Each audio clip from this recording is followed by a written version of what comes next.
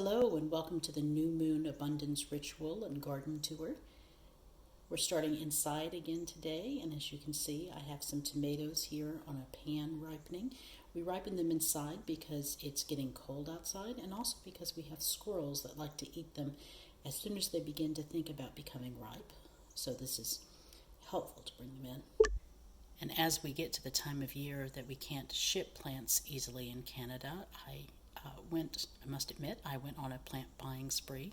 So here's my latest Monstera adocini, or Cine, I don't know how to say it. And here you can see my air plants. These are old established air plants at this point for the most part. I like to have them here in the window. And you might also be able to tell that we have recently had our windows washed, which makes a big difference going into winter. Not just for the plants, for me too. And here you can see some of the plants I have brought inside yesterday. And yes, I am trying a Canna Pretoria inside. We'll see how that goes. My Hoya and a philodendron and a Zabrina down there, and another peperonia, a fern. There's a ZZ plant back there.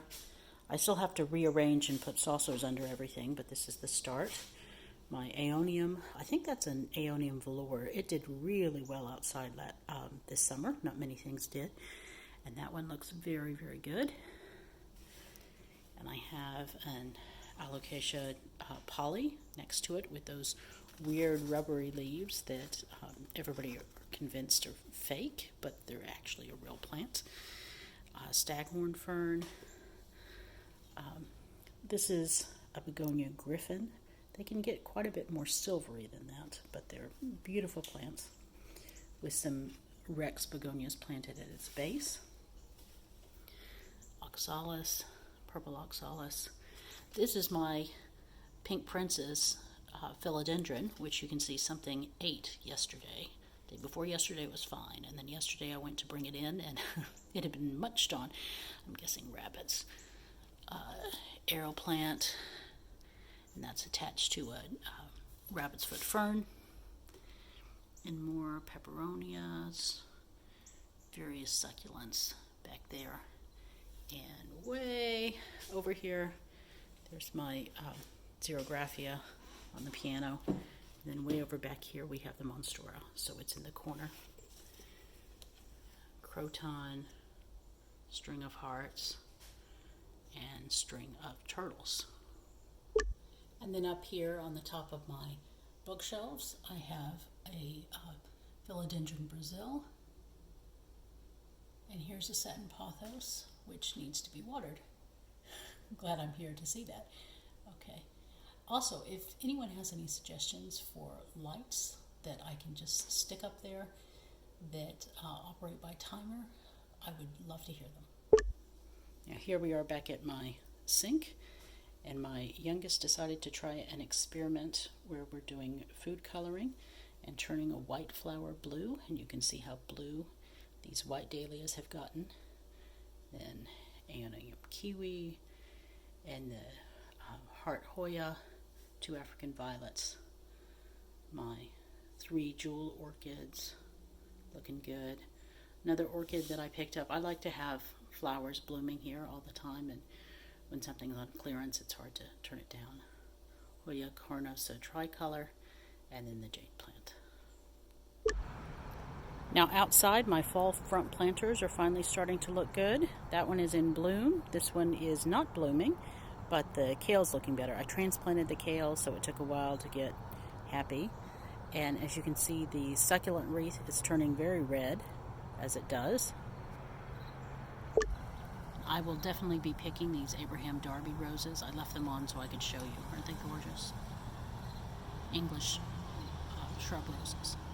Now this big pile of craziness is our sweetgrass, and my middle son and I will be harvesting that soon and braiding it into small braids, which we can use for smudging.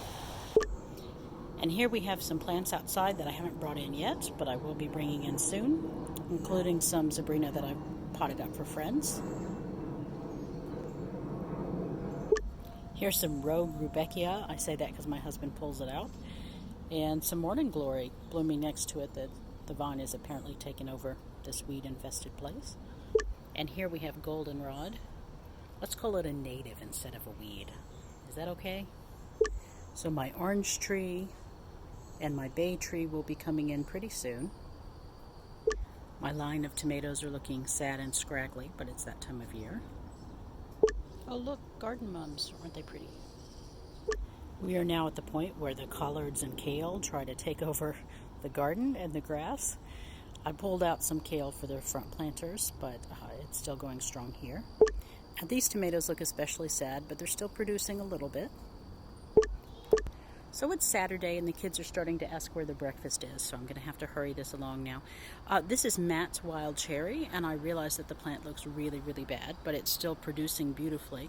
My husband dislikes this one incredibly because they're such teeny tiny tomatoes. And as you see, when you pull them off, they always split right there. But the flavor is really phenomenal, and they produce like crazy. So the point is to, I'm eating it now. The point is not to pick it for your salad, but to just stand there and eat it. And I've seen this with my boys, who are 12, 10, and 6, and lots of their friends. They just come in and they stand next to the Matt's wild cherry and pop tomatoes in their mouth. It's really funny. Sedums are looking nice right now. So back at the dahlias, still looking good, with some dill falling across the walk. And all of this is asparagus. So asparagus makes this beautiful tree thing that will be cut back, but right now it's good for it to grow like that. And some more dahlias. I like to plant my dahlias separately because whenever I have planted them with something, they never bloom. So it works better for me to do it as a cutting garden sort of thing. I would like to say that those are pumpkins, but they're not. They're actually squash. Does anyone know if I can treat a squash like a pumpkin in terms of carving? Okay, now here is the abundance ritual. You write down your desires on a piece of paper and put it in terms of that you know the universe has already sent them to you and that they are on the way. And then I like to light it on fire and send my wishes to the sky. Not everyone likes fire, but I do. But please make sure that you do this in a safe and protected area. It's very wet here now, but I'm still doing it in my charcoal chimney, coming from a part of the world where there are lots of wildfires. So let it burn completely and feel your desires go up as prayers. Okay, see you in 2 weeks.